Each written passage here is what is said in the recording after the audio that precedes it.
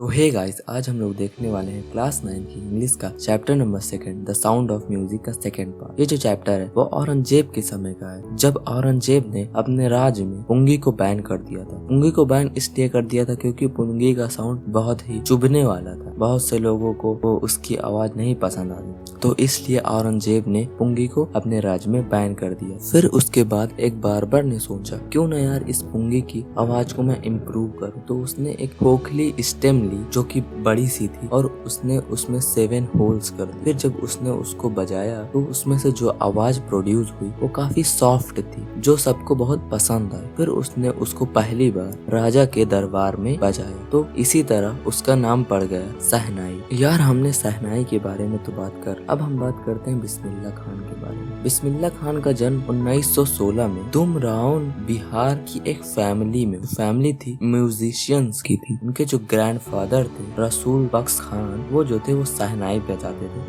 भोजपुर के राजा के दरबार में। और उनके जो फादर थे बिस्मिल्लाह खान के और उनके जो मामा वो भी पुंगी को बजाया करते। और जब बिस्मिल्लाह खान छोटे थे तो वो बिहारजी टेम्पल में भोजपुरी चैतन गाया करते, जिसके लिए उनको एक बड़ा सा लड्डू मिलता था। और जब वो 3 साल के थे तो बिस्मिल्लाह खान जी अपने मामा के यहाँ गए। अली बख्श उनके मामा का नाम था, जो कि बनारस में रहते। और बिस्मिल्लाह खान जी उन्हें शहनाई बजाते हुए देखा करते, तो उन्हें भी शहनाई बजाने में इंटरेस्ट आया। और जब वो 5 साल के हुए तो उन्होंने भी शहनाई को सीखने शुरू कर दिया और वो घंटों तक शहनाई बजाने की प्रैक्टिस करते थे। और वो बालाजी और मंगलमय मंदिर में जाकर शहनाई को बजाया करते थे और गंगा के पास भी बैठकर वो शहनाई को बजाया करते थे। और जो गंगा का बहता हुआ पानी था वो बिस्मिल्लाह खान जी को बहुत ही ज्यादा इंस्पायर करता था कि वो शहनाई को बजाएं। और यही कारण था कि बिस्मिल्लाह खान जी ने अपनी जिंदगी में बहुत सारी शहनाई की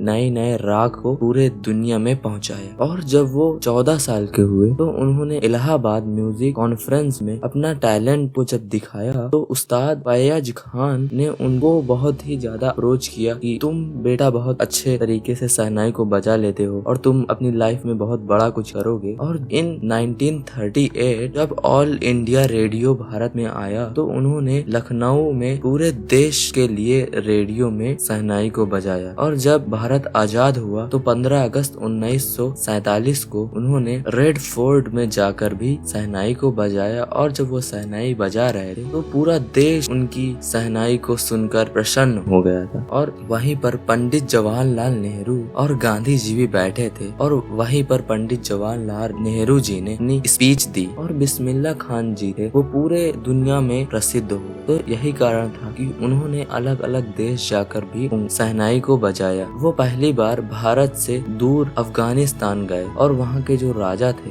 वो बिस्मिल्लाह खान जी के फैन हो गए, क्योंकि वहाँ के जो राजा थे उन्हें बिस्मिल्लाह खान जी का शहनाई बजाना बहुत ही अच्छा लगा। और बिस्मिल्लाह खान जी ने 2 पिक्चरों के लिए भी म्यूजिक को दिया है। और बिस्मिल्लाह खान जी की वजह से एक पिक्चर का नाम भी पड़ा है गूंज उठी शहनाई, जिसको डायरेक्ट किया था विजय भट्ट। और एक कन्नड़ फिल्म का भी टाइटल था जिसका नाम था कंधी अपना, और इसको डायरेक्ट किया था विक्रम श्रीनिवासन। और बिस्मिल्लाह खान जी थे वो पहले भारतीय बने जिन्होंने Lincoln central hall in United state of America में परफॉर्मेंस दी। और इसी तरह बिस्मिल्लाह खान जी बहुत सारे देशों में गए और वहाँ पर अपनी परफॉर्मेंस दी। और बिस्मिल्लाह खान जी हमेशा कहते थे कि आप अपने बच्चों को म्यूजिक के बारे में बताइए और सिखाइए, क्योंकि जो भारत है उसका ट्रेडिशन ही म्यूजिक। और एक बार बिस्मिल्लाह खान जी से एक स्टूडेंट ने कहा कि आप यूएसए में एक शहनाई का स्कूल खोल दीजिए जहां आप बच्चों को शहनाई सिखाएंगे, मैं आपको वहीं सारी फैसिलिटी प्रोवाइड करवा दूंगा। लेकिन बिस्मिल्लाह खान जी ने कहा कि क्या तुम वहां मेरे लिए रिवर गंगा को ला सकते हो? तो उस बच्चे का कोई जवाब नहीं आया, क्योंकि रिवर गंगा ही वो थी नदी जिससे बिस्मिल्लाह खान जी इंस्पायर होते थे शहनाई को बजाने के लिए। और बिस्मिल्लाह खान जी को अपनी लाइफ में बहुत सारे अवार्ड भी मिले, जैसे कि भारत रत्न 2001 में उनको मिला था और बहुत सारे पुरस्कारों से उनको सम्मानित किया गया। तो दोस्तों आज के लिए बस इतना ही, मिलते हैं आपको नेक्स्ट वीडियो में।